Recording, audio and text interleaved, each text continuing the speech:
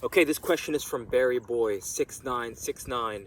It sounds like you have two problems. The first problem is shin splints are distracting me from playing and enjoying soccer. And the second is how do I spend a little bit of time and become and feel very fit on the field, or what are some things that I could do to maybe become soccer fit? You want to feel agile, move well, strength, stamina, endurance.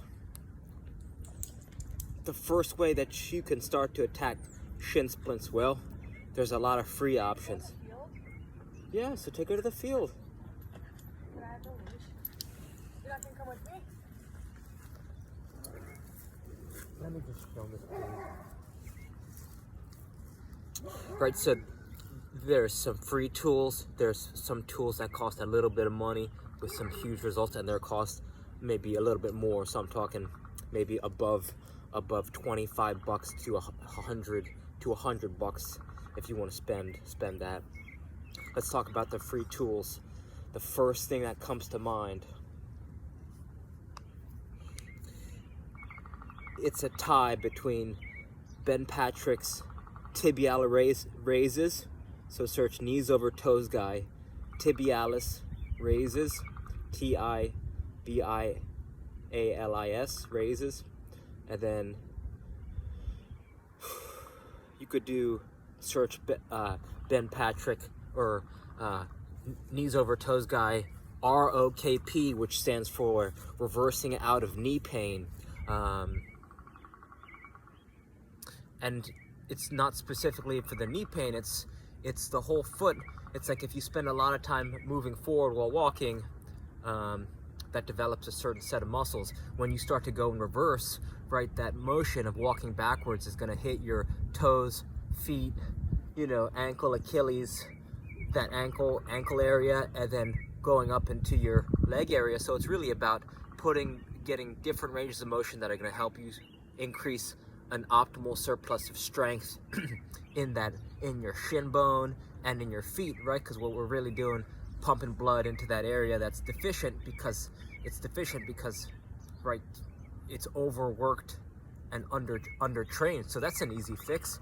Tibialis raises, and walk every time you get to a field or whenever you have the opportunity, spend some time walking backwards 5 to 10 minutes, right? And then you could start to eventually work up to maybe pulling a little weight. You could throw a rope on a tire, or maybe if you've got access to a sled at the gym. If you have a treadmill, you could turn the treadmill off and walk backwards on a turned off treadmill. You could use a loop resistance band or even a belt at a gym with a cable and spend some time walking backwards. So there's a lot of strategies or a lot of opportunities. If you're creative, you could just figure out how to walk. You can walk backwards up a hill if you got a nice hill by you, preferably with some grass, because that'd be nice. Letting your feet touch the earth.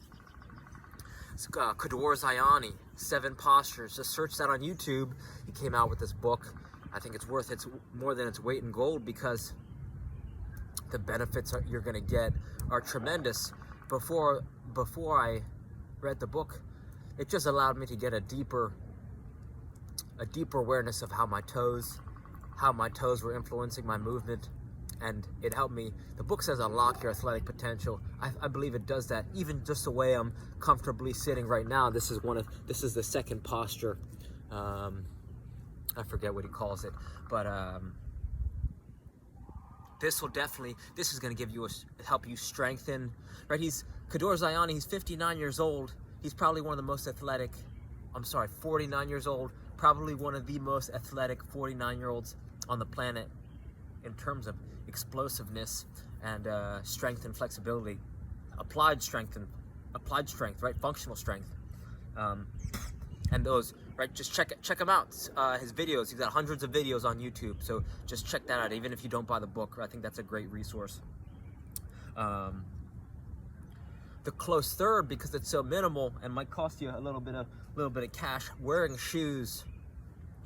Minimalist shoes. I'm currently wearing, I have 2 pairs of shoes that I own and 1 pair of cleats. And both the shoes that I own, they're Zero shoes. They don't look like you wouldn't know they were minimalist shoes. I mean, maybe one, because it's kind of like a very thin sandal. But search Xero shoes. I mean, I went for a jog one time in minimalist shoes, and the next day, I was on a treadmill with some Vibrams. This is 10 plus years ago, and I was so sore, my calves were so sore the next day, I could hardly walk.